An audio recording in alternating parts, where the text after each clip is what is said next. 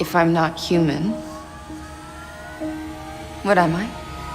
Did you even think about it? Was it blue skies from Earth?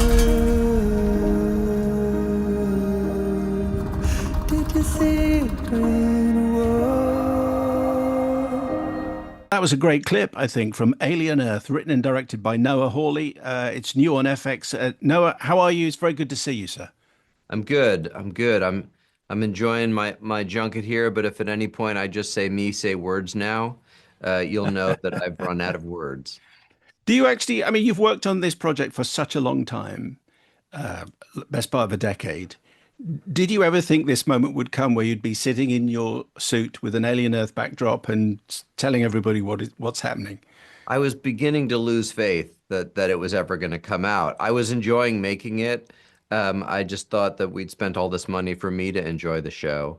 But it's great that I get to share it with people now. How long were you dreaming it up before it was actually, because it wasn't possible, was it, for a while? Because um, studio said, absolutely no, you're not going to do it. But you were dreaming it up. So where did this story start?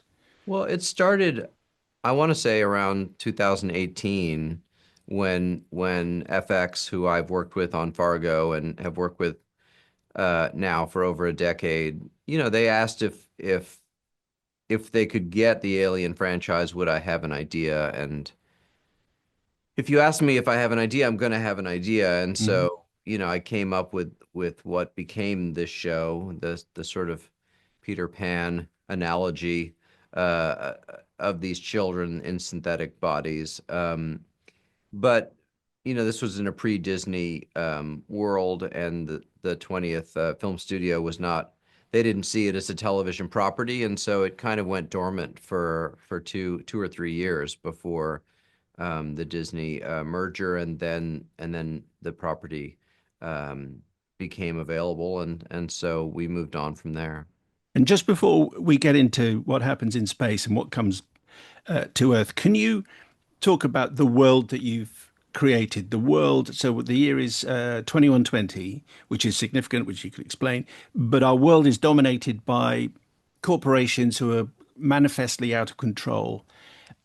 Just tell us about this terrifying world, which is very hot Yes. and very wet, and obviously the climate emergency is driving that. Just introduce us to this world that you've created for us.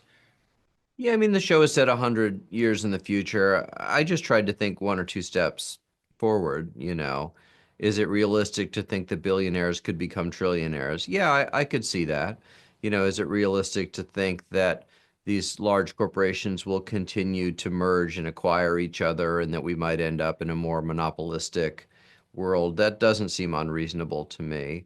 Is it realistic to think that climate change is going to advance, et cetera? So, what I wanted an audience to see when they look at the show is a version of their world that is not unlike the world that they live in currently.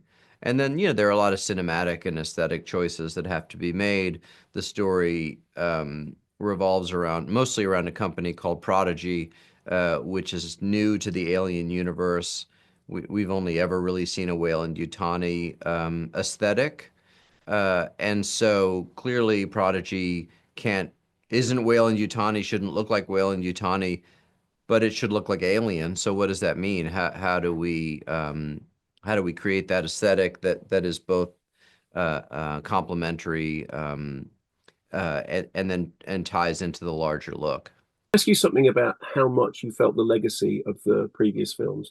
Because one of the things that's really interesting watching the series, I've watched all six of them in a binge, is there are certain moments in which there's a running through a corridor thing which is very Alien 3. There are things which refer to there are dissolves between shots which very much invoke the Ridley Scott original. The story, however, is completely new, and in fact, in its central concerns, the story is probably closer to the concerns of Blade Runner, of Ridley Scott's Blade Runner, in terms of what it means to be human and what it means to be synthetic.